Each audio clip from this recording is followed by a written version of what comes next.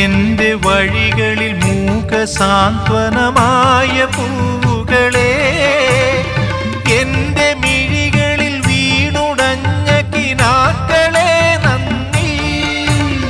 മധുരമാം പാധേയമായി തേൻ കനികൾ തന്ന തരുക്കളെ, തളരുമീയുടൽ താങ്ങി നിർത്തിയ പരമമാം കാരുണ്യമേ നന്ദി,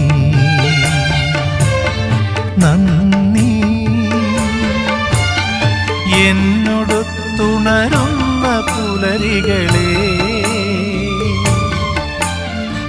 എന്നോടൊത്തു കിനാവു കണ്ടു ചിരിക്കുമിരവുകളെ,